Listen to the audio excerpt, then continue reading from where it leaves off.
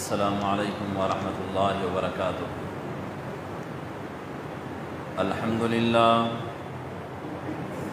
अल्हम्दुलिल्लाह नहमदुहु व नस्तईनुहु व नस्तगफिरुह व नऊज़ु बिल्लाहि मिन शुरूरि अनफुसिना व मिन सय्यिआति अअमालिना। मन यहदिहिल्लाहु फला मुज़िल्ल लहु व मन युज़लिल फला हादिय लहु।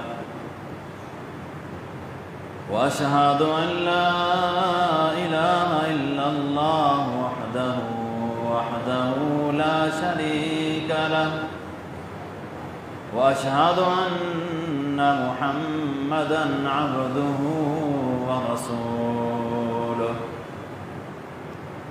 अरसलहु बिल्हक़्क़ि बशीरन व नज़ीरा व दाዒयन इलल्लाहि बिइज़निहि व सिराजन मुनीरा।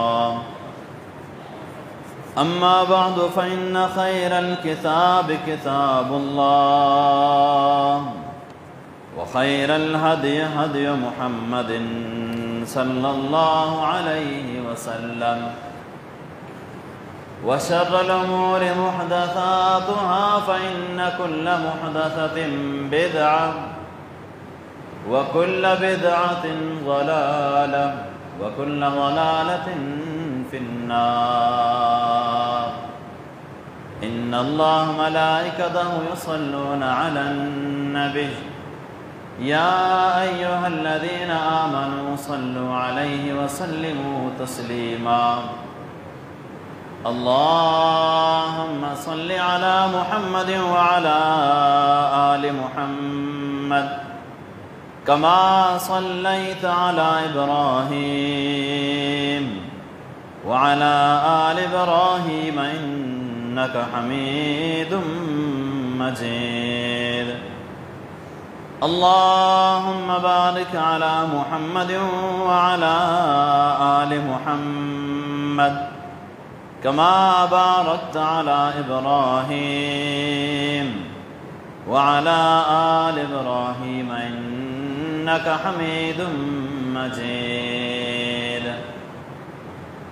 अम्मा बअद फ़क़द क़ाल अल्लाहु तबारक व तआला फ़ी कलामिहिल मजीद वल फ़ुरक़ानिल हमीद बअद अऊज़ु बिल्लाहिस समीइल अलीम मिनश शैतानिर रजीम मिन हमज़िही व नफ़्ख़िही व नफ़्थिही।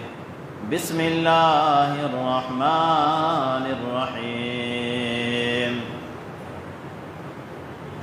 या अय्युहन्नासु उअ्बुदू रब्बकुमुल्लज़ी ख़लक़कुम वल्लज़ीना मिन क़ब्लिकुम लअल्लकुम तत्तक़ून। अल्लज़ी जअल लकुमुल अर्ज़ फ़िराशा वस्समाअ बिनाअ वअन्ज़ल मिनस्समाइ माअ फ़अख़रज बिही मिनत्थमराति रिज़्क़न लकुम फ़ला तजअलू लिल्लाहि अंदादन वअन्तुम तअलमून। अल्लाहुम्मा अन्फ़अना बिमा अल्लमतना वअल्लिमना मा यंफ़अुना वज़िदना इल्मा। सुब्हानक ला इल्म लना इल्ला मा अल्लमतना इन्नका अंतल अलीमुल हकीम। रब्बि इश्रह ली सदरी व यस्सिर ली अमरी वहलुल उक़दम मिन लिसानी यफ़क़हू क़ौली।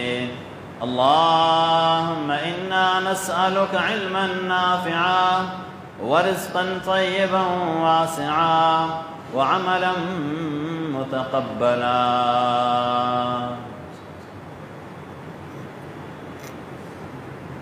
हर क़िस्म जी हम्द ऐं सना बुज़ुर्गी ऐं किबरियाई अल्लाह तबारक व तआला जी ज़ात जे लाइ जुगाए जेको अकेलो हिन सॼी काइनात जो ख़ालिक मालिक राज़िक़ माबूद बरहक़ आहे।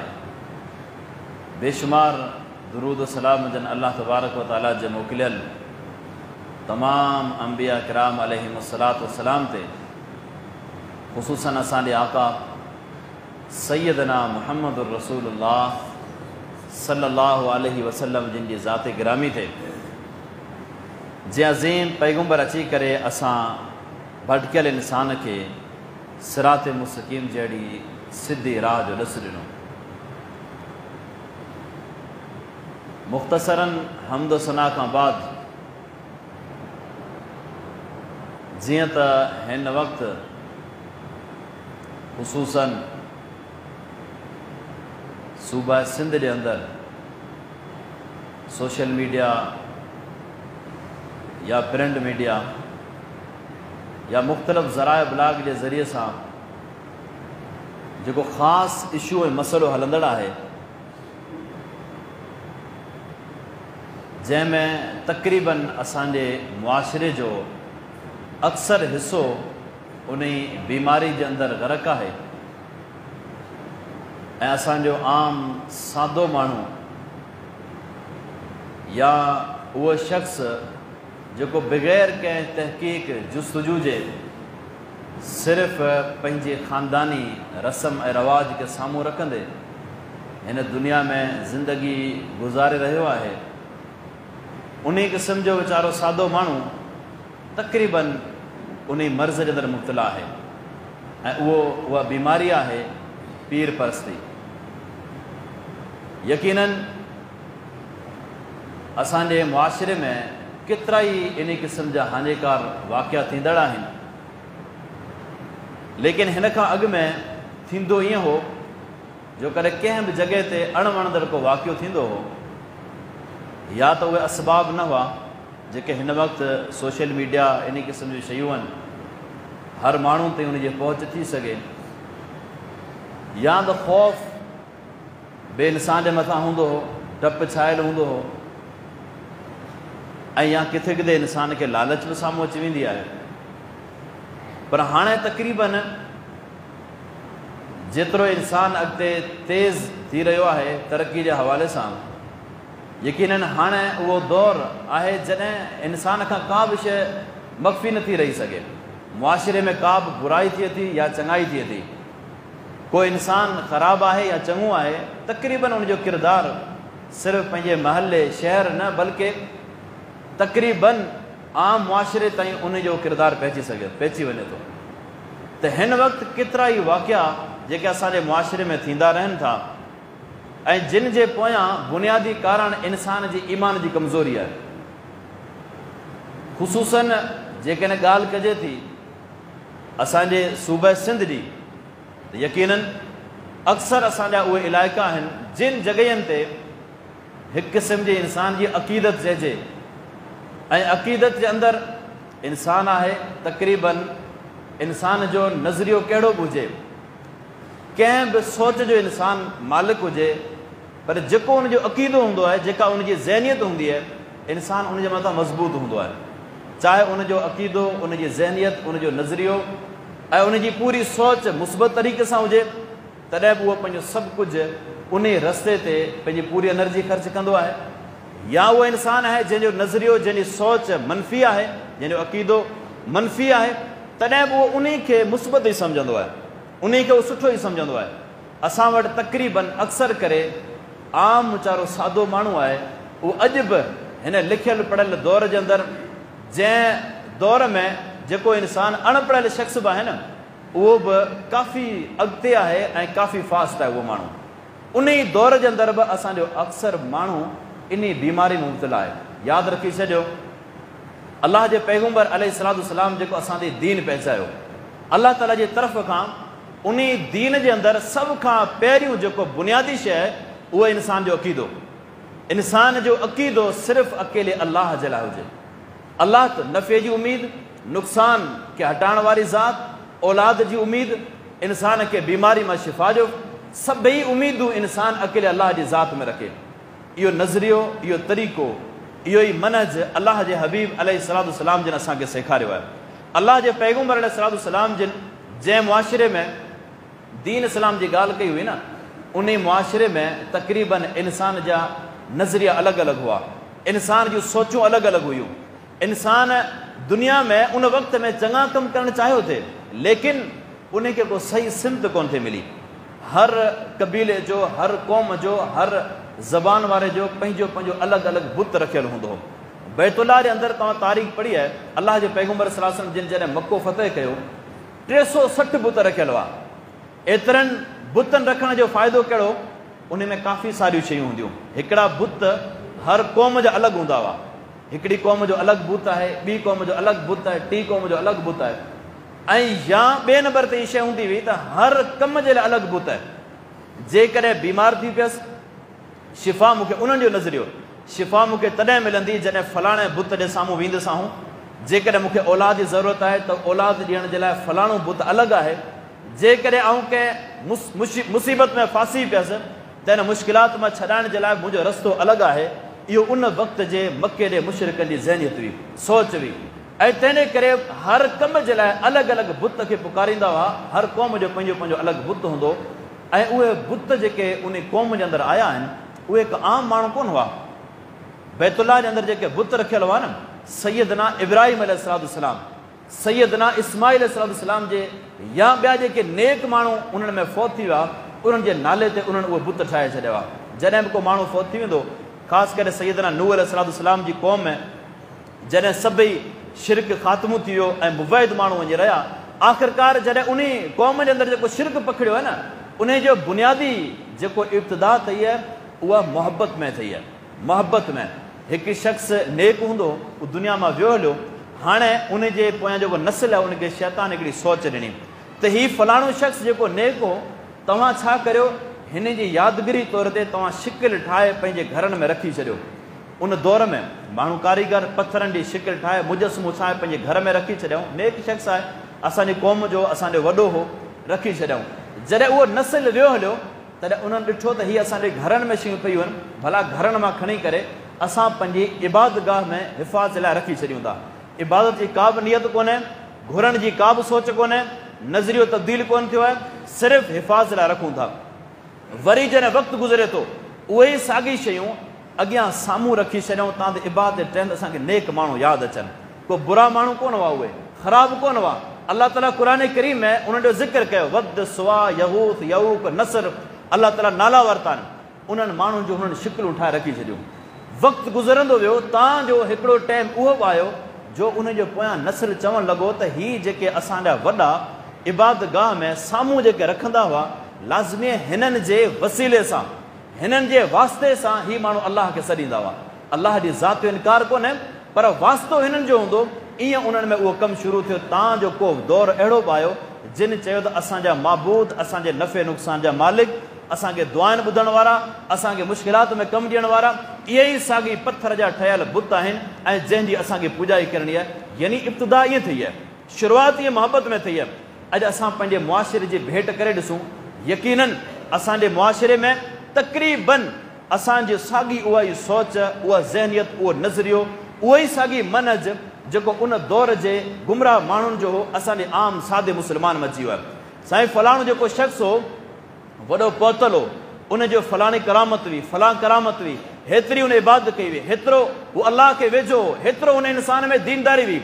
मुमकिन आहे, मञूं था उन में दीनदारी हूंदी बिल फ़र्ज़ तव्हांजे तौर ते, लेकिन उनजो इहो मक़सदु कान्हे जो उनजी क़बर ते तव्हां वॾो हिकिड़े दरगाह ठाहे करे या उनजो तव्हां शिकिल ठाहे करे उनखे तव्हां पूॼणु शुरू करे छॾियो।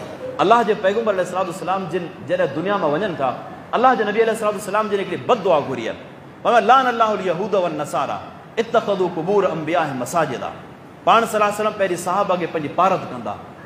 अलाह जे नबी फरमाईंदा त पहिरीं नंबर ते त मुंहिंजी मोहबत में, मुंहिंजी तारीफ़ में तव्हां उहा ई लिमिट रखिजो, उहा ई हद रखिजो जेका तारीफ़ मुंहिंजे रब मुंहिंजी कई आहे, जेका आऊं तव्हांखे ॿुधायां। ला तत्रुनी कमा अतरतल यहूदुन।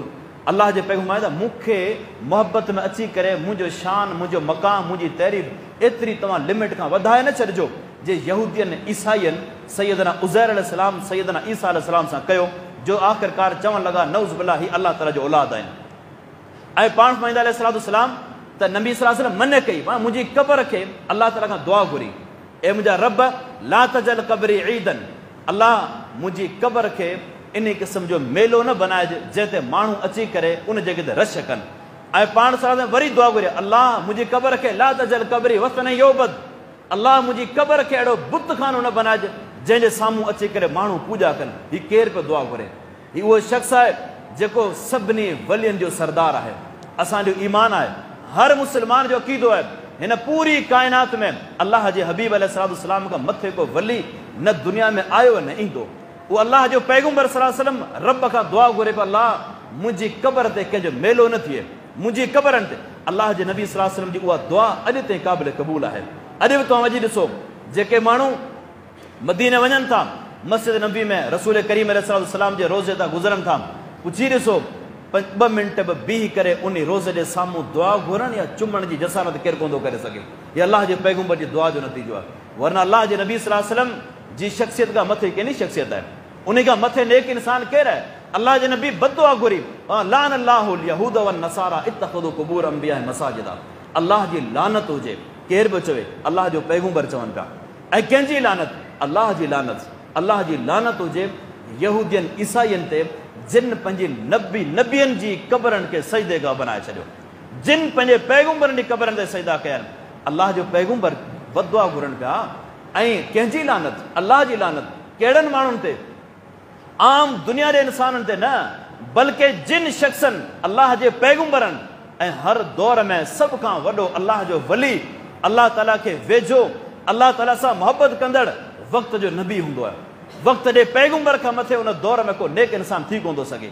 अल्लाह जन फरमाए जिन माण्हुनि पंहिंजे नबियनि जी क़बरनि ते सजदा कया, अल्लाह जी लानत हुजे उन्हनि माण्हुनि जे मथां। हाणे असां ख़ुदि सोचूं असांजो मुआशिरो किथे पइतल आहे?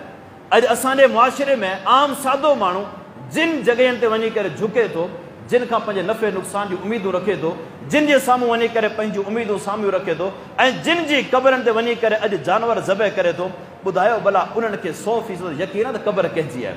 किरदार छा हो? तारीख़ कहिड़ी विझी? हिन जो नसल नामो छा आहे? हिन जो ख़ानदान छा आहे?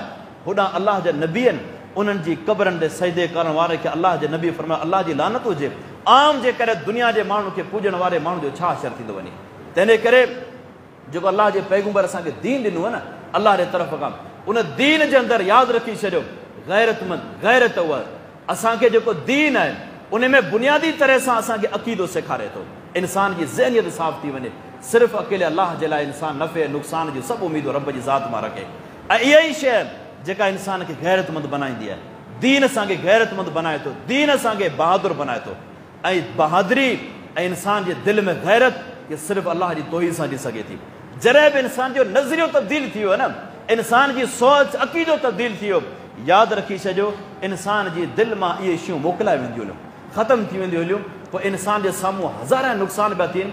असांजे साम्हूं त हिकु ॿ वाक़ियो अचनि था साम्हूं, लेकिन अहिड़ा हज़ार वाक़िया अचनि, लेकिन अल्लाह ताला उन्हनि माण्हुनि खे कॾहिं तौफ़ीक़ कोन ॾींदो जो उन्हनि जी कॾहिं अखि खुले त असीं कहिड़े दर ते वञूं पिया, असांखे हितां छा मिले थो।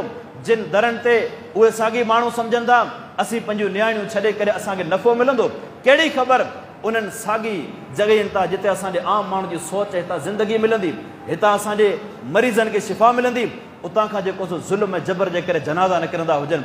हीअ असां ऐं तव्हां जे लाइ ज़िंदगी जे अंदरि हिकिड़े क़िस्म जे ज़हन जे हवाले सां हिकिड़ी दस्तख़त आहे त इंसान पंहिंजी सोच तब्दील कर। नफ़े ऐं नुक़सान जो मालिक अल्लाह आहे, ज़िंदगी ऐं मौत जो मालिक अल्लाह आहे। दुनिया में कंहिं वटि का बि शइ कान्हे। बीमार अल्लाह जे पैगम्बर बि थिया हुआ, औलाद जी ज़रूरत अल्लाह जे नबियनि खे बि थी पई हुई, वक़्त जे तौर ते परेशान अल्लाह जे नबी बि थिया हुआ, लेकिन उहे मुश्किलातनि मुसीबतनि में तकलीफ़ुनि में कंहिंजे दर ते विया। उन दौर में छा अल्लाह जे पैगम्बर जूं क़बरूं कोन हुयूं? अॼु असांजे मुआशिरे में जेको हिन पीर परसी अंदरि ख़ासि करे कुझु ज़हनियत कुझु नज़रिया जेका असांजे आम माण्हू हूंदा आहिनि, हिकिड़ो इहा सोच हूंदी आहे त उहा जिन जी मुरीदी में असीं ईंदासूं उहे माण्हू असांखे क़यामत जे ॾींहुं बचाईंदा, अल्लाह ताला जे अज़ाब मज़ा बचाईंदा ऐं असांजी सिफ़ारिश कंदा अल्लाह जे दर में, ऐं असां इन्हनि जे वास्ते वसीले सां अल्लाह ते पहुची सघंदासूं। असांजे लाइ अल्लाह जो पैगम्बर जेको दीन छॾियो आहे न, नबी सां ॾेई आहे, उन में थोरा हिकु बि मिसाल तव्हां सम्झी वठो। रसूल करीम सल्लल्लाहु अलैहि वसल्लम, मूं तव्हांखे पहिरीं ॿुधाए छॾियुमि त अल्लाह जे पैगम्बर सल्लल्लाहु अलैहि वसल्लम खां मथे दुनिया में को अल्लाह जो वली कोन्हे, नेक इंसान कोन्हे। अल्लाह जे पैगम्बर सल्लल्लाहु अलैहि वसल्लम जिन अम्मा फातिमा खे फरमाइनि था रज़ी अल्लाह तआला अन्हा खे फरमाइनि, या फातिमा बिन्त मुहम्मद सलीनी में मालिन मा शिअति ला उगनी अन्के मिन अल्लाह शैया। ओ फातिमा, तोखे दुनिया में जेकी बि खपे, जेका बि शइ घुरिजे घुरी वठ, आउं तोखे ॾेई सघां थो, दुनिया में माल हुजे, मिल्कियत हुजे, जेका मुंहिंजी पहचान हूंदी, वसन हूंदो, लेकिन ला हुन अनके मिल अलाह शै आहे। इहो ज़हन न रखिजे त क़यामत ॾींहुं आउं अलाह जे नबी जी धीअ आहियां, अलाह जे पैगंबर जी नियाणी आहियां, आउं बची वेंदुसि, मुंहिंजी सिफ़ारिश कंदो। अलाह क़यामत ॾींहुं आउं रब जे बारगाह में तोखे ज़रे बराबरि नफ़ो कोन ॾेई सघंदुसि। हीउ केर बि चवे, सैयदुल मुरसलीन अलैहिस्सलातु वस्सलाम, कंहिंखे बि चवे, केरु औरत साम्हूं आहे, हीउ सैयदुल निसा अहलिल जन्नह। पाण वेंदा अम्मा फातिमा जे बारे में त जन्नती औरतनि जी सरदार आहे, जन्नती औरतनि जी सरदार खे अलाह जो पैगंबर फरमाइनि था क़यामत जे ॾींहुं मोहम्मद करीम सलाम तोखे कुझु बचाए कोन सघंदुसि। अॼु दुनिया असांजे अलाए छा सोच आहे। रसूल करीम अलैहिस्सलातु वस्सलाम जिन जो चाचो आहे अबू तालिब, जे अलाह जे नबी अलैहिस्सलातु वस्सलाम जी वॾी ख़िदमत कई आहे, अलाह जे पैगंबर जो वॾो साथ ॾिनो आहे। नबी अलैहिस्सलातु वस्सलाम जे मथां ॾुख अचनि था, तकलीफ़ अचनि थियूं, अलाह जे पैगंबर जो मके में सोशल बाइकाट थिए थो, रसूल करीम सल्लल्लाहु अलैहि वसल्लम खे मके मां ॿाहिरि वञनि था। 3 सालनि ते शोबे बि तालिब में आहिनि, खाधो पीतो मसला मसाइल दुनिया जे अंदरि कई अलाह जे नबी जे साम्हूं ॾुख अचनि था, लेकिन ही उहो शख़्स आहे जे अलाह जे नबी सां गॾु मुश्किल घड़ी में साथ ॾिनो, जे मके में सरियाम ऐलान कयो त मोहम्मद बिन अब्दुल्लाह दुनिया में जेकी तोखे वणे तबलीग कर, दुनिया में जेसिताईं आऊं अबू तालिब ज़िंदा आहियां न तेसिताईं तोखे केरु नुक़सानु कोन ॾेई सघंदो। जंहिं राति ॾींहुं अलाह जे पैगंबर जो साथ ॾिनो आहे, लेकिन आख़िर में जॾहिं दुनिया मां वञण जो टाइम थिए थो, अलाह जो पैगंबर अचंदा अलैहिस्सलातु वस्सलाम, या अम्मे कुल ला इलाहा इल्लल्लाह उहाजु बिहा इंदल्लाह। अलाह जे नबी फरमाईंदा चाचा तूं कलमो पढ़, अलाह जी तौहीद जो इक़रार कर, आऊं रब वटि तुंहिंजी हुज्जत करे सिफ़ारिश कंदसि, लेकिन तौहीद तोड़ हुजे। चाचो छा करे थो, अलाह जे पैगंबर खे बि ॾिसे थो, दोस्तनि खे बि ॾिसे थो। यादि रखी छॾियो, दोस्त इंसान खे सुठे रस्ते ते बि लॻाईंदो आहे ऐं दोस्त इंसान खे ख़राबु बि कंदो आहे। दोस्त ई आहे जेको इंसान खे कंहिं तरह वठी वञे थो। हेॾा अलाह जे नबी जो चाचो आहे जे ज़िंदगी सॼी मुस्लमान जे दिफ़ा में गुज़ारी आहे, लेकिन दोस्ती वास्तो इहे सभु शयूं अहिड़ियूं आहिनि, हेॾा दोस्त वेठल आहिनि। चवनि था त वेंदे वेंदे तूं छा पंहिंजे ॾाॾे जो दीन छॾे ॾींदे, तूं वॾनि जो दीन छॾे ॾींदो, अतरग़बु अन मिल्लत अब्दुल मुत्तलिब, छा पंहिंजे वॾनि जो दीन छॾे ॾींदे तूं। आख़िरकार अबू तालिब जवाबु ॾिए थो त भाईटिया तुंहिंजी ॻाल्हि सही आहे, लेकिन आऊं हाणे वेंदे वेंदे पछाड़ी में पंहिंजे वॾनि जो दीन कोन थो छॾियाऊं। जे असांजे आम मुआशिरे में बि ज़हन हूंदो न, यार हेतिरो वक़्तु गुज़ारे आयासीं, हाणे विच जो रोज़ो कोन था टोड़ियूं असां, हाणे वञी चंद ॾींहं रहिया आहिनि, माण्हू छा चवंदा, दुनिया मूंखे छा चवंदी, मुआशिरो मूंखे छा चवंदो। अबू तालिब सोच रखी हुई, फौत थी वञे थो, अलाह जो पैगंबर पंहिंजे चाचे जे लाइ अलाह ताला खां दुआ घुरी, लेकिन रब पंहिंजे पैगंबर जी दुआ खे रद्द करे छॾियो। अलाह जे नबी सल्लल्लाहु अलैहि वसल्लम जी दुआ खे अलाह ताला रद्द करे छॾियो। इन्नक ला तहदी मन अहबब्त वलाकिन अल्लाह यहदी मन यशा। अलाह ताला पंहिंजे पैगंबर में, ए मोहम्मद करीम सल्लल्लाहु अलैहि वसल्लम, तू मोहम्मद सल्लल्लाहु अलैहि वसल्लम अलाह जो पैगंबर, अलाह ताला पंहिंजे पैगंबर खे फरमाए पियो त तूं जंहिंसां मोहबत करीं थो न, तुंहिंजे हथ में हिदायत कोन्हे, हिदायत मूं अलाह जे हथ में आहे। अॼु दुनिया में चवनि था बाबा जेकॾहिं सीने ते तुंहिंजो हथु लॻो, छाती तुंहिंजे दीन जे लाइ खुली वेंदी हलियो, जेकॾहिं सिर्फ़ु बैत कर तुंहिंजा ॿेड़ा पार थी वेंदा हलिया। छा उन अबू तालिब जे सीने ते मोहम्मद करीम जो हथु कोन लॻा हुआ? छा उन अबू तालिब जे जिस्म ते अलाह जे पैगंबर जो हथु कोन लॻा हूंदा? लेकिन निगाहूं ऐं केतिरो असांजे माण्हुनि जो ज़हन त बाबा जेकॾहिं सिर्फ़ु निगाह साम्हूं पवे थी त इंसान जे बेकार ख़राबु इंसान नेक माण्हू थी वञे थो, इहा असांजे मुआशिरे जी सोच आहे। लेकिन अलाह जे नबी ज़िंदगी सॼी जंहिं माण्हू सां गॾु हुआ, जेको माण्हू अलाह जे नबी सां गॾु हो, लेकिन पैगंबर जूं निगाहूं बि उन ते पहुतियूं, पैगंबर जा हथ मुबारक उन जिस्म खे लॻा, पर उनजी ज़िंदगी में इनक़लाब कोन अची सघियो, छो त हिदायत अलाह जे हथ में आहे, हिदायत अलाह जे हथ में आहे। अलाह ताला अलाह जे पैगंबर ख़ुदि फरमाइनि था त क़यामत जे ॾींहुं सभ खां घटि जेको अज़ाब थींदो न, उहो मुंहिंजे चाचे अबू तालिब खे थींदो, जंहिंजे बारे में अलाह जन फरमाईंदा क़यामत जे ॾींहुं अलाह ताला उन खे जहन्नम जी जुती पाराईंदो, जहन्नम जी जुती पाराईंदो, जंहिं जुती जे करे उनजो दिमाग़ ईअं टहिकंदो जे गरम बाहि जे मथां का देगड़ी हंडी रखी करे उन में पाणी टहिके। हीउ कंहिंखे अज़ाब थिए पियो? जंहिं शख़्स ज़िंदगी सॼी अलाह जे नबी जो दिफ़ा कयो आहे, अलाह जे पैगंबर जी ज़ात सां मुहबत कई आहे, सहाबा जो दिफ़ा कयो आहे, जंहिं शख़्स कुफर जे साम्हूं बाक़द ललकारियो आहे, लेकिन तौहीद कोन हुई, लेकिन सिर्फ़ु तौहीद न हुई, शिरक हो। अलाह जो पैगंबर पंहिंजे चाचे खे बचाए कोन सघिया। रसूल करीम सल्लल्लाहु अलैहि वसल्लम खां अॻु में सैयदना नूह अलैहिस्सलाम आहे न, नूह अलैहिस्सलाम अलाह जो नबी आहे, जंहिं पैगंबर 950 साल तबलीग कई आहे। हिकु ॾींहुं, ॿ ॾींहं, साल, 2 साल जी ॻाल्हि न आहे, 950 साल अलाह जे दीन जी तबलीग कई आहे। अलाह जो नबी आहे। अॼु दुनिया में असीं सोचूं था उन साॻी नूह अलैहिस्सलाम जो पुटु न मञियो, ग़रक़ थी वियो हलियो।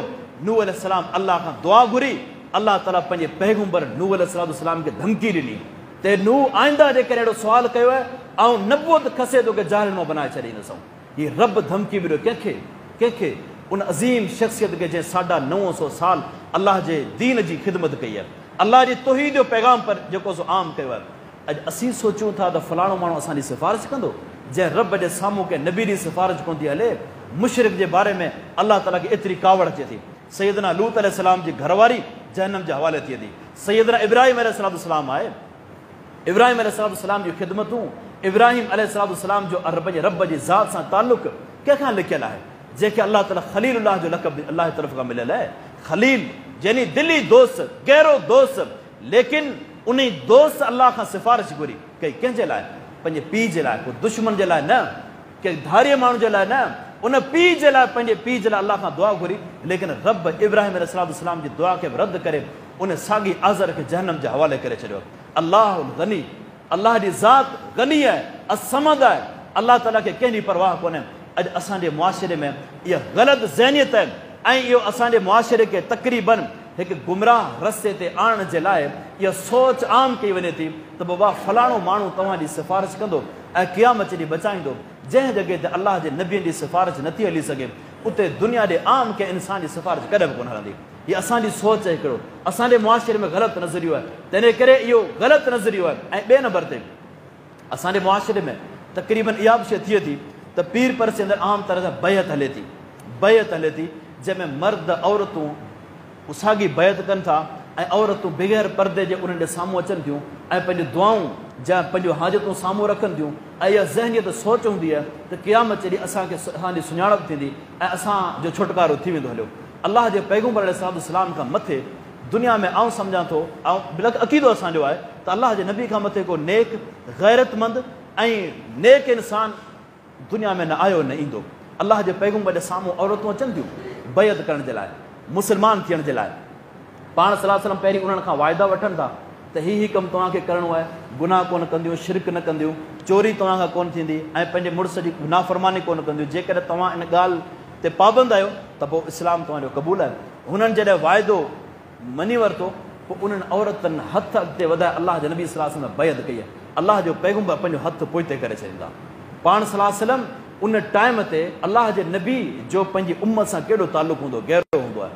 लेकिन अलाह जे पैगम्बर अम्मा आयशा फरमाए रज़ी अल्लाह ताला अन्हा त अलाह जे नबी सल्लल्लाहु अलैहि वसल्लम कॾहिं बि कंहिं गैर मोहरम औरत खे टच न कयो आहे। अॼु असांजो मुआशिरो किथे पियो हले? किथे अलाह जे पैगम्बर जी ज़िंदगी आहे, किथे अलाह जे नबी सल्लल्लाहु अलैहि वसल्लम जी ज़िंदगी आहे। अहिड़ी तरह सां असां वटि अक्सर करे इहा शइ थींदी आहे, चवंदा आहिनि बाबा असांखे नफ़ो नुक़सानु, असांखे बीमारी मां शिफ़ा इन्हनि जॻहियुनि तां मिलंदी आहे। क़ुरान करीम असांजे लाइ काफ़ी आहे इन्हनि सभिनी मसइलनि जे लाइ। बीमारियूं अलाह तबारक तआला जे नबीअ जे मथां बि आयूं आहिनि। सैयदना अयूब अलैहिस्सलाम जंहिंजी बीमारी जो वाक़ियो तव्हां ॿुधो बि हूंदो, हदीस जे किताबनि जे अंदरि मौजूदु आहे, तफ़सीरनि में मौजूदु आहे त अयूब अलैहिस्सलाम अलाह जो नबी आहे, बीमार थी पवे थो। केतिरा ई साल, कोई तफ़सीर वारा लिखंदा 6-7 साल ताईं अयूब अलैहिस्सलाम बीमार आहे। लेकिन उन बीमारी जे ॾींहंनि में यकीनन अलाह जो नबी आहे, पाण अलाह जो वली आहे, लेकिन पंहिंजो पाण खे बीमारी में छॾाए कोन थो सघे। उन वक़्तु बि अयूब अलैहिस्सलाम पंहिंजे रब जे साम्हूं बाक़ाइदा दुआऊं हुयूं। अयूब इज़ नादा रब्बहू, अलाह खे पुकारे थो, मुंहिंजा रब मूंखे तकलीफ़ कई आहे ऐं बीमार आहियां ऐं बीमारी खे हटाइण वारी ज़ात तुंहिंजी आहे, अलाह मूंखे शिफ़ा ॾे। रब पंहिंजे पैगम्बर खे शिफ़ा ॾिनी ऐं दुआ क़बूल कई। केतिरनि ॾींहंनि खां पोइ? 6-7 साल खां पोइ दुआ क़बूल कई आहे। अॼु असां चऊं था त हिकु ॾींहं में केॾो मसइलो हुजे, तव्हां वञो दुआ घुरबी, फौरन तव्हांजी दुआ जेको क़बूल थी वेंदी, तव्हांजो मसइलो हल। हुन अलाह जो नबी 6-7 साल अलाह खे पुकारे पियो, रब उन खां पोइ उन पैगम्बर खे शिफ़ा ॾिनी आहे। अलाह जो पैगम्बर सैयदना मोहम्मद करीम अलैहिस्सलाम जिन जॾहिं आख़िरी लम्हा आहिनि दुनिया मां वञण जा, उहे टाइम, उहे तारीख़, उहे साॻी वाक़ियासी पढ़ूं था, असांजे लाइ वॾो सबक़ समायल आहे। रसूल करीम सल्लल्लाहु अलैहि वसल्लम जा आख़िरी चंद ॾींहं बचनि था, नबी अलैहिस्सलाम जिन उथियनि था, बुख़ार आहे ऐं केतिरो बुख़ार आहे। पाण वेंदा आम माण्हू खे जेको बुख़ार थिए थो, असांखे मूंखे उनजे डबल बुख़ार थिए थो। माना ईअं सम्झो जो आम तक़रीबन 200 खां मिड़े किरास बुख़ार। ऐं अॼुकल्ह जेकॾहिं कंहिं माण्हू खे एतिरो जेकॾहिं टेम्परेचर हाई थी वञे त उहो माण्हू बचंदो कोन्हे, कॾहिं बि कोन बचंदो। अलाह जे नबी एतिरो बुख़ार आहे। ऐं अम्मा आयशा फरमाए रज़ी अल्लाह ताला अन्हा, असां 6-7 खूहनि तां थधो पाणी घुरायो ऐं अलाह जे पैगम्बर जे पेशानी ते पाणी हारियूं था ऐं उनजे मथां पटी बि आहे, लेकिन वरी बि उहा साॻी पटी जे मथां बि गरमाश महसूस थिए थी। एतिरो बुखार आहे, एतिरो बुखार आहे। निमाज़ जो टाइम थिए थो, रसूल करीम सल्लल्लाहु अलैहि वसल्लम पुछनि था असल नास, छा माण्हू निमाज़ पढ़ी आहे? अम्मा आयशा फरमाए थी ला या रसूलल्लाह वहम यंतज़िरूनका, अल्लाह जा पैगंबर माण्हू तव्हांजे इंतज़ार में आहिनि। फरमाए ज़ऊली माअन फिल मिग़ज़ब, मुंहिंजे लाइ भला पाणी रखो ऐं गुस्ल करे निमाज़ पढ़ां थो। रसूल करीम सल्लल्लाहु अलैहि वसल्लम उथियनि था गुस्ल करण जे लाइ, अञा उथिया मस आहिनि, बेहोश थी करे किरी पवनि था। बुखार जी कैफ़ियत आहे, हीउ कंहिंखे बुखार आहे? केरु बीमार आहे? अल्लाह जो हबीब अलैहिस्सलाम, सभिनी वलियुनि जो सरदार, नबियुनि जो सरदार, अल्लाह जो महबूब अलैहिस्सलाम, एतिरो बुखार आहे। वरी होश अचे थो, पाण पहिरियों सुवाल कनि था असल नास, छा माण्हू निमाज़ पढ़ी आहे? हीउ अल्लाह जो वली आहे, फ़िक्र निमाज़ जो आहे। असां वटि आम तौर ते अल्लाह जो वली उहो हूंदो आहे जंहिं माण्हू खे कॾहिं सजदे जी तौफ़ीक़ न मिली हुजे, जंहिं माण्हू खे कॾहिं अल्लाह जे घर में अचण जी तौफ़ीक़ न मिली हुजे। हीअ अल्लाह जो पैगंबर, माण्हू निमाज़ पढ़ी आहे त अल्लाह जो पैगंबर तव्हां इंतज़ार में आहिनि। वरी पाण उथियनि था, वरी बेहोश थी किरी पवनि था। ॿ टे चकर अल्लाह जो नबी कोशिशि कनि था, आख़िरकार पाण माईंदा मुर्रु अबा बकर फलयुसल्लि बिन्नास, अबू बकर खे चओ त माण्हुनि खे निमाज़ पढ़ाए। रसूल करीम सल्लल्लाहु अलैहि वसल्लम इन बुखार जे कैफ़ियत में 2-3 ॾींहं घर में गुज़ारीनि था। आख़िर जॾहिं तबियत थोरी ठीकु थिए थी, मस्जिद में अचनि था, सहाबा किराम उहो मंज़र बि ज़िक्र कयो आहे। पाण में सहाबा चवनि था अल्लाह जे नबी जॾहिं मस्जिद में आया आहिनि, सैयदना अब्बास रज़ी अल्लाह तआला अन्हु, सैयदना अली रज़ी अल्लाह तआला अन्हु, इन्हनि ॿिन्ही जे कुल्हनि ते अल्लाह जे नबी सल्लल्लाहु अलैहि वसल्लम जी टेक आहे ऐं अल्लाह जे पैगंबर जे पेरनि जी कैफ़ियत सहाबा बयानु कंदा। यख़ुतान बिल अर्ज़, अल्लाह जे नबी सल्लल्लाहु अलैहि वसल्लम जा पेर मुबारक ज़मीन ते ईअं गीलबा अचनि पिया जो पोयां लकीर थींदी अचे पई। हीउ केरु अचे पियो? अल्लाह जो पैगंबर सल्लल्लाहु अलैहि वसल्लम अचनि पिया। हीउ कैफ़ियत आहे बीमारी जी, हीउ कैफ़ियत आहे कमज़ोरी जी। इन ई हालत में अल्लाह जो नबी अची करे वेही करे अल्लाह जो नबी सल्लल्लाहु अलैहि वसल्लम निमाज़ पढ़ाई आहे ऐं आवाज़ बिल्कुलु एतिरो धीमो कमज़ोर आहे जो पोयां सफ़ वारा अल्लाह जे नबी जो आवाज़ ॿुधी कोन था सघनि। पाण सल्लल्लाहु अलैहि वसल्लम जी आवाज़ खे ॿुधी करे सैयदना अबू बकर सिद्दीक़ रज़ी अल्लाह तआला अन्हु पोयां वॾे आवाज़ सां अल्लाहु अकबर चवे थो ऐं पोयां सहाबा किराम अबू बकर सिद्दीक़ रज़ी अल्लाह तआला अन्हु जे आवाज़ ते निमाज़ पढ़नि पिया। अल्लाह जे नबी सल्लल्लाहु अलैहि वसल्लम एतिरो बीमार, जेकॾहिं बीमारी मां शिफ़ा ॾियणु कंहिं वली जे हथ में हुजे हा त अल्लाह जो पैगंबर एतिरी मुशक़त बर्दाश्त कोन कनि हा। अल्लाह जो पैगंबर अलैहिस्सलाम कॾहिं बि एॾा ॾुख जा ॾींहं कोन ॾिसनि हा। अल्लाह जे नबी सल्लल्लाहु अलैहि वसल्लम केतिरा ॾींहं मस्जिद नबी में अबू बकर सिद्दीक़ निमाज़ पढ़ाईंदा रज़ी अल्लाह तआला अन्हु, अल्लाह जो पैगंबर सल्लल्लाहु अलैहि वसल्लम पंहिंजे घर में आहिनि, उते आहिनि। एतिरी कमज़ोरी अल्लाह जे नबी सल्लल्लाहु अलैहि वसल्लम खे, लेकिन कॾहिं बि अल्लाह जो पैगंबर इहे ॾुखिया ॾींहं कोन ॾिसनि हा। जेकॾहिं बीमारी मां शिफ़ा कंहिं इंसान, कंहिं वली, कंहिं पीर, कंहिं बुज़ुर्ग जे हथ में हुजे हा त अल्लाह जो पैगंबर खे ॾुखिया ॾींहं कोन ॾिसणा पवनि हा। अल्लाह जे नबी सल्लल्लाहु अलैहि वसल्लम जिन एॾा ॾुख ॾिठा आहिनि, रसूल करीम सल्लल्लाहु अलैहि वसल्लम, तंहिंजे असांजे लाइ सबक़ आहे त बीमारी मां शिफ़ा ॾियण वारी ज़ात अल्लाह जी आहे, अल्लाह ताला जे हथ में आहे। रब जी मर्ज़ी आहे अल्लाह जंहिं इंसान खे बीमारी ॾे ऐं रब जी मर्ज़ी आहे जंहिं इंसान खे शिफ़ा ॾेई छॾे। अल्लाह ताला जी मर्ज़ी आहे, अल्लाह जे अख़्तियार में आहे। असां वटि ॿी बि कहिड़ी ज़हनियत हूंदी आहे त असां वटि घणो करे थींदो ईअं आहे जो का बि शइ गुम थी वई, चोरी थी वई त असांजो आम सादो माण्हू वीचारो पहुची वेंदो आहे इन्हनि जे दरनि ते ऐं चवंदो मूंखे नालो कढी ॾे, मुंहिंजी चोरी किथे पई आहे, मुंहिंजी फलां शइ किथे पियल आहे, मुंहिंजो फलाणी शइ जो चोर केरु आहे। ऐं उहे साॻी माण्हू शैतान जे ज़रिए सां कुझु 4 ॻाल्हियूं तव्हांखे मूंखे ॿुधाए आम वीचारे सादड़े माण्हू खे गुमराह करे ऐं उन जे ईमान ते बि धाड़ो हणंदा आहिनि, उन जे जेब ते बि धाड़ो हणंदा आहिनि। इहे सभई शयूं पंहिंजो कारोबार हलाए करे उहो माण्हू तव्हांखे ॿुधाईंदा तव्हांजी चोरी फलाणे जॻह ते पई आहे, तव्हांजो नालो निकितो आहे फलाणे जॻह ते पई आहे। थोरो हिन में असां सोचूं, जेकॾहिं शरई नुक़्ता नज़र खां हटी करे आम अल्लाह ताला ॾिसो असांखे फ़हम ॾिनो आहे, अल्लाह ताला असांखे अक़िल ॾिनो आहे, अल्लाह ताला इंसान खे सम्झ ॾिनी आहे। हर इंसान जे दिलि में अंदरि में हिकिड़ो काज़ीब आहे जेको तव्हांखे मूंखे ॿुधाए सघे थो हीउ कमु चङो हीउ कमु ख़राबु आहे। दुनिया जे अंदरि हर माण्हू सोचे सघे थो जेकॾहिं शिफ़ा इन्हनि माण्हुनि जे हथ में हुजे हा त इहे माण्हू बीमार थी इस्पतालनि जे वर छो चढ़नि हा, इहे माण्हू साॻी इन्हनि इस्पतालनि जे अंदरि छो वञनि हा ऐं हेॾो वॾो मेडिकल जो शोबो नाकाम कोन थी वञे हा। केतिरो अॼु इंसानु सोचे हेॾा वॾा मरीज़ आहिनि ऐं वॾी लेवल जा माण्हू बीमार आहिनि, पोइ हीअ इस्पतालूं कीअं हलनि हा, हीअ डॉक्टरनि जो गुज़ारो कीअं थी हा, हीअ केतिरियूं इंसान जो पूरो ज़िंदगी जो माहौल सही थी वञे हा। इंसान खे अल्लाह ताला सम्झ ॾिनी आहे, अक़िल ॾिनो आहे। ऐं अहिड़ी तरह सां जेकॾहिं चोरी खे वापसि कराइण या चोरी जो नालो मालूम करण में जेकॾहिं आम इंसान जे हथ में हुजे हा त पोइ हीअ अस्करी इदारनि जी कहिड़ी ज़रूरत आहे, इन्हनि इदारनि जी कहिड़ी, छा दुनिया बेवकूफ़ आहे, दुनिया चरी आहे जेका एतिरी तरक़ी करे चुकी आहे ऐं हेॾो वॾो बजट ख़र्च थिए थो असांजे दिफ़ाई मामले जे हवाले सां, त पोइ हर मुल्क जे अंदरि इन क़िस्म जो हिकिड़ो माण्हू वेठल हुजे हा, पोइ हिननि थाणनि जी, पुलिस जी, फ़ौज जी, इन्हनि शयुनि जी कहिड़ी ज़रूरत पइजे हा? हीअ अलाह ताला इंसान खे हिकिड़ी सम्झ ॾिनी आहे, अक़िल ॾिनो आहे, इंसान जे करे सोचे त अलाह ताला उन इंसान खे ज़रूरु असुर कढी ॾेई छॾींदो आहे। अलाह जे पैगुंबरनि अलैहिस्सलाम जूं शयूं गुम कयूं आहिनि। अलाह जे नबी सैयदना यूसुफ अलैहिस्सलाम जे किसे खे अलाह ताला क़ुरान करीम जो हिसो बनायो आहे। अलाह ताला सूरह यूसुफ खे तव्हां पढ़ी ॾिसो, अलाह जो नबी आहे याकूब अलैहिस्सलाम, आम नबी कोन्हे, ख़ानदानी नबी आहे। याकूब अलैहिस्सलाम पाण नबी आहे, याकूब अलैहिस्सलाम जो पीउ इसहाक अलैहिस्सलाम बि नबी आहे, याकूब अलैहिस्सलाम जो ॾाॾो सैयदना इब्राहिम अलैहिस्सलाम बि नबी आहे, याकूब अलैहिस्सलाम जो चाचो सैयदना इस्माइल अलैहिस्सलाम बि नबी आहे, याकूब अलैहिस्सलाम जो पुटु सैयदना यूसुफ अलैहिस्सलाम बि नबी आहे। ख़ानदानी नबी आहे, लेकिन हिकिड़ी शइ गुम थिए थी। उहा कहिड़ी शइ? लख़्त जिगर पुटु गुम थिए थो, जंहिंसां वॾी मोहबत आहे। तव्हां सूरह यूसुफ पढ़ी ॾिसो, ऐं उहो पुटु गुम थी किथे आहे? उन ॻोठ जे वेझो हिकिड़े खूह में आहे, लेकिन अलाह जे नबी खे ख़बर कोन थी पए मुंहिंजो पुटु किथे आहे। ऐं चोर भॼी कोन विया आहिनि, साम्हूं आया आहिनि, चोर साम्हूं बीठल आहिनि। वक़्त जो नबी आहे, वक़्त जो वली आहे, अलाह जो महबूब आहे, लेकिन चोर साम्हूं आहिनि।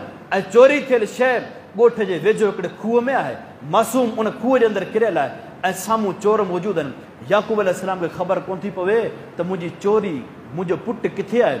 अलाह जे साम्हूं इहो ई शइ रखे थो, वल्लाहुल मुस्तआन, ऐं मदद अलाह खां घुरंदुसि, मुंहिंजी मदद रब ई कंदो।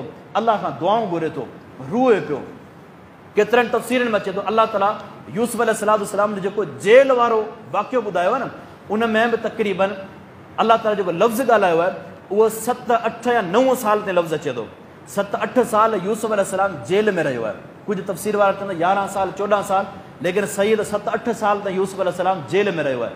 उन खां अॻु में यूसुफ अलैहिस्सलाम बाज़ारनि में विकियो आहे। उन खां बाद में यूसुफ अलैहिस्सलाम अज़ीज़ मिस्र वटि रहियो आहे। केतिरो अरसो गुज़रियो आहे, केतिरो अरसो गुज़रियो आहे, माना 10 साल खां वॾो अरसो गुज़री वियो। अलाह जो नबी दुआऊं घुरे पियो, ऐं दुआऊं घुरण में रब जे साम्हूं रुई दुआऊं घुरे पियो। रब फरमाए थो, अब यज़्ज़त आइदाहु मिनल हुज़्न। अलाह जे नबी याकूब अलैहिस्सलाम जूं अखियूं सफ़ेद थी वञनि थियूं, याकूब अलैहिस्सलाम जो नज़र ख़तम थी वञे थो। रब खां दुआऊं घुरे पियो। रब एॾो बेपरवाह आहे, अलाह पंहिंजे नबी जी दुआनि खे 10-11 साल खां बाद में क़बूल कयो आहे, ऐं पोइ यूसुफ अलैहिस्सलाम खे वापसी कयो आहे। अॼु तव्हां ऐं मुंहिंजो ज़हन ते हिकिड़े मिंट में दुआ क़बूल थी वेंदी, तव्हांजी शइ वापसि अची वेंदी हली। पोइ जॾहिं वक़्त जे पैगुंबर खे ख़बर कोन थी पवे मुंहिंजी शइ किथे आहे, गुम थियल, कहिड़ी ख़बर त मुंहिंजो पुटु खूह में आहे, कहिड़ी ख़बर मुंहिंजो पुटु बाज़ार में विकिणे पियो, कहिड़ी ख़बर त मुंहिंजे पुट ते मिस्र जे अंदरि तोहमतूं लॻनि पियूं, कहिड़ी ख़बर त फ़ैसिला थियनि पिया जंहिंमें बेॾोही साबित थियण खां पोइ बि मुंहिंजे लख़्त जिगर पुट खे जेल जे हवाले कयो वञे पियो। अॼु आम माण्हू चवे थो न, असांजा इहे साॻी पहुतल माण्हू तव्हांखे कंहिं बि तरह सां बचाए बि सघनि था, तव्हांजी ख़बर वठी सघनि था, तव्हांजा हालात मालूम करे सघनि था। छा अलाह जे पैगुंबर याकूब अलैहिस्सलाम खे ख़बर हुजे हा पंहिंजे पुट खे जेल वञणु ॾे हा, पंहिंजे पुट जे मथां तोहमतूं लॻण ॾे हा, पंहिंजे पुट खे बाज़ार में सरेआम विकिजणु ॾे हा? कॾहिं बि कोन। एॾी मोहबत आहे, लेकिन याकूब अलैहिस्सलाम लाचार मजबूर थी करे रब खां दुआऊं घुरे पियो। यूसुफ अलैहिस्सलाम जेल में वञे थो, 7-8 साल ताईं जेल में रहे थो। बाद में अलाह जी महिरबानी सां यूसुफ अलैहिस्सलाम आज़ाद थी करे अज़ीज़ मिस्र जे तख़्त ते वेहे थो। अलाह ताला उहो साॻी पुटु वापसी कयो आहे वक़्त जे नबी खे, लेकिन बादशाह बनाए करे, वज़ीर बनाए करे। हीअ असांजे लाइ सबक़ आहे, नसीहत आहे। दुनिया में वली, बुज़ुर्ग, नेक अलाह जे पैगुंबरनि खे मथे केर बि कोन थींदा आहिनि। अहिड़ी तरह सां रसूल करीम अलैहिस्सलाम ज़िंदगी में नबी अलैहिस्सलाम सफ़र ते वञनि पिया। अम्मा आयशा रज़ी अलाह ताला अन्हा गॾु आहिनि। अम्मा आयशा रज़ी अलाह ताला अन्हा जो हार गुम थी वञे थो। बीबी आयशा जे हार गुम थियण जा 2 टे वाक़िया अचनि था। हिकु जॻह ते हार गुम थिए थो, अलाह जे नबी साहबा खे चवनि था त हार ॻोल्हियो तव्हां। हार ॻोल्हीनि था, लेकिन मिले कोन थो। निमाज़ जो टाइम थियो आहे, पाणी बि कान्हे वुज़ू करण जे लाइ। अलाह ताला क़ुरान करीम जो आयतूं नाज़िल कयूं ऐं हुकुम तब्दील थी वियो, पाणी नथो मिले, तव्हां तयम्मुम करियो, निमाज़ पढ़ो। अलाह जे नबी परेशान आहिनि, साहबा परेशान आहिनि, वलियनि जो सरदार परेशान आहे, ऐं औलिया अलाह जी जमायत परेशान आहे। औलिया अलाह जी जमायत परेशान आहिनि, वक़्त जा वली आहिनि, ख़बर कोन थी पवे हार किथे आहे। आख़िरकार उठ खे उथियारीनि था, जंहिं उठ जे भर में रसूल करीम सल्लल्लाहु अलैहि वसल्लम टेक लॻाए वेठल आहिनि, जॾहिं उठ उथियारीनि था, फ़ैदल अक़दो तहतहू, ॾिसनि था त हार उन उठ जे हेठि पियो हो। उहो वक़्त जे नबी खे ख़बर कोन थी पवे त हार मुंहिंजे पासे में उठ हेठि पियो आहे। अॼु दुनिया में ही माण्हू कीअं तव्हांखे ॿुधाइनि था वेठल कराची में ख़बर पवंदी बदीन में चोरी थी फलां माण्हू वटि पई आहे, वेठो बदीन में ख़बर पवंदी फलां शहर में चोरी थी आहे, फलां जॻह ते पई आहे। ही दुनिया में तव्हां ऐं मुंहिंजे ईमान ऐं मुंहिंजे असांजे पैसे जा डाकू आहिनि। असांखे इन्हनि माण्हुनि खे सम्झणु खपे त हीअ चंद जेके तव्हांखे मिसाल ॾिना इन्हनि मां असांजे लाइ सबक़ु मिलियो, असांजे लाइ नसीहत मिली त नफ़ो ऐं नुक़सानु अलाह जे हथ में आहे, बीमारी ऐं शिफ़ा रब जे हथ में आहे, औलाद ॾियण वारी ज़ात अलाह जी आहे, औलाद अलाह जे नबीअनि रब खां घुरियो आहे। तंहिंजे करे दुनिया में कंहिं आम इंसान में असां उमेद ऐं तवको कॾहिं न रखूं। इन्हनि क़िस्म जे माण्हुनि खां असीं बचूं ऐं यादि रखी छॾियो इहे जेके बि सिलसिला आहिनि, जेके बि इन क़िस्म जूं शयूं आहिनि, असांजे मुआशिरे खे उन जहालत वारे दौर ॾांहुं उछलाइनि थियूं। हीउ वक़्तु तहक़ीक़ जो दौरु आहे, हीउ तरक़ी जो दौरु आहे। अलाह ताला हर माण्हू खे सम्झ ॾिनी आहे, इल्मु ॾिनो आहे, ॼाण ॾिनी आहे। हर माण्हू जे अंदरि में काज़ी आहे, उहो माण्हू कंहिं मसल खां हटी करे, फ़िरके खां हटी करे, शख़्सियत खां हटी करे अकेलो वेही करे सोचे त छा करे सघंदा इहे माण्हू जेके पाण दुनिया मां वञनि था हलिया ऐं पाण बीमार आहिनि, जेके मुरीदनि जा मोहताज आहिनि, मुश्किलातनि में पंहिंजनि मुरीदनि खे सॾे करे पंहिंजो दिफ़ा कराईंदा आहिनि। सिक्योरिटी गार्ड उन्हनि जा मुरीद हूंदा आहिनि। जेकॾहिं सभई शयूं हुजनि त गार्ड रखण जी कहिड़ी ज़रूरत आहे, बीमारी जे टाइम ते डॉक्टर वञण जी कहिड़ी ज़रूरत आहे, ऐं पाण बे औलाद थी करे दुनिया मां छो वञनि था हलिया। इहे सभई असांजे लाइ सबक़ आहिनि। असांजे मुआशिरे खे, असांजे लिखियलु पढ़ियलु तबिके खे इन्हनि माण्हुनि खे सम्झणु खपे ऐं इन्हनि शयुनि खां बचणु खपे। अलाह ताला जो दीन बि असांखे इहो सबक़ु सेखारे थो ऐं जेकर असां इन्हनि जे दरनि ते वेंदासूं इहो ख़तरनाक शिरक आहे ऐं शिरक रब कॾहिं माफ़ु कोन कंदो। जेको माण्हू शिरक जी हालत में वञे थो हलियो न, अलाह ताला उन माण्हू खे कॾहिं माफ़ु कोन कंदो ऐं कंहिंजी बि दुआ उन मुशरिक जे बारे में क़बूल कोन थींदी। असां पंहिंजे ईमान खे बचायूं, पंहिंजे पैसे खे बचायूं, पंहिंजी गैरत खे बचायूं। नफ़ो नुक़सानु सिर्फ़ु अलाह जे हथ में आहे ऐं दुनिया कुझु बि कोन थी करे सघे। असां छाती खोले असां पंहिंजे वॾे ईअं सम्झो दलेरी सां बि चई सघूं था, कंहिंखे चैलेंज बि ॾेई सघूं था त तव्हांजो फलां बुज़ुर्ग पहुतल हुजे, मूंखे नुक़सानु ॾे, इनशाला कुझु कोन करे सघंदो, इनशाला कुझु कोन करे। जेकर ईअं हुजे हा न, दुनिया में जेके माण्हू इन्हनि शख़्सियतनि खे नथा मञनि उहे सभई बे औलाद हुजनि हा, उहे सभई करे बेरोज़गार हुजनि हा, उहे सभई करे बीमार हुजनि हा। यकीननि उन्हनि जे हथनि में कुझु बि कोन्हे। हीउ सभु कुझु मुंहिंजे रब जा फ़ैसिला आहिनि, अलाह जा फ़ैसिला आहिनि। अलाह जेकॾहिं तव्हांखे मूंखे नुक़सानु ॾियणु चाहींदो, दुनिया असांखे बचाए कोन सघंदी। जेकॾहिं असांखे नफ़ो रब ॾियणु चाहींदो, दुनिया असांखे नुक़सानु ॾेई कॾहिं बि कोन सघंदी। हीअ अलाह ताला जा फ़ैसिला आहिनि। सभई उमेदूं असीं अलाह जे दर में रखूं। असां मुश्किलात में हुजूं, मुसीबत में हुजूं, दुनिया में तकलीफ़ूं अचनि, अलाह ताला खे पुकारियूं। यकीननि अलाह ताला इहे असांजो तकलीफ़ुनि खे हटाईंदो। बाक़ी इन्हनि दरनि ते वियासूं, असांजूं इज़तूं बि लुटिजी वेंदियूं, असांजो पैसो बि लुटिजी वेंदो, असांजो ईमान बि लुटिजी वेंदो। हलियो अलाह जे दर में ईंदासूं, असांजूं इज़तूं बचंदियूं, असांजी गैरत बचंदी, असांजो पैसो बचंदो, असांजो ईमान बचंदो। ऐं अलाह जे दर में इंसानु ख़ाली हथनि ईंदो आहे, हथ झोलियूं भरे वापसि वेंदो आहे। इन्हनि दरनि ते माण्हू झोलियूं भरे ईंदा आहिनि, ख़ाली हथनि वापसि वेंदा आहिनि। अलाह ताला असांखे सम्झ नसीब फरमाए। अलाह ताला असांखे इस्लाम जी गैरत नसीब फरमाए। अलाह ताला असांखे तौहीद खे सही नमूने सम्झण जी तौफ़ीक़ अता फरमाए। अलाह ताला खां दुआ आहे जेके बि शिरक जा क़िस्म असांजे मुआशिरे में राइजनि, अलाह ताला उन्हनि सभिनी खां असांखे बचाए। जेकॾहिं का बि कमी कोताही असांखे थिए आहे, अलाह ताला उहो असांखे माफ़ु फरमाए ऐं आईंदा ज़िंदगी में अलाह ताला जॾहिं असांखे मौत ॾे, असांजो तौहीद जे मथां मौत नसीब फरमाए। वाख़िर दावाना अनिल हम्दुलिल्लाहि रब्बिल आलमीन।